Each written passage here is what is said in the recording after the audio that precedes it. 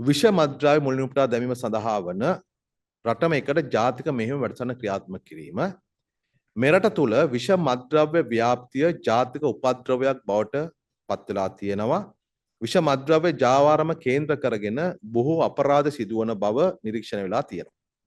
ජාතික මට්ටමේ දේශපාලන නායකත්වය කාර්යක්ෂම තීරණ ගැනීමේ යාන්ත්‍රයක් මෙන්ම පුළුල් මහජන සහභාගීත්වයක් සහිතව ජාතික මට්ටමේ වැඩසටහනක් ඔස්සේ එකී විෂ මද්ද්‍රව්‍ය උවදුර මුලින් උපුටා දැමීම සිදු කළ යුතු බව හඳුනාගෙන තියෙනවා. ඒ අනුව එකී ජාතික අරමුණ ළඟා කර ගැනීම සඳහා රටම එකට ජාතික මෙහෙයුම නමින් වැඩසටහනක් කිරීමට සැලසුම් කළ තියෙනවා.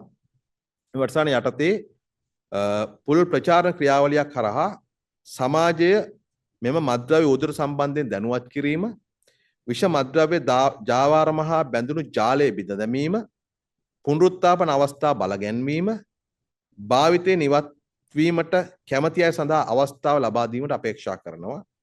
ඒ අනුව මෙම ජාතික මෙහෙයුම හදිසි හා කඩනම් ජාතික වැඩසටහන ලෙස ආරම්භ කිරීමට සහ ඒ සඳහා ජාතික මෙහෙයුම් සභාවක් ස්ථාපිත කිරීමට ගරු ජනාධිපතිතුමා ඉදිරිපත් කළ යෝජනාවට අමාත්‍ය මණ්ඩලය අනුමැතිය ලබා දුන්නා.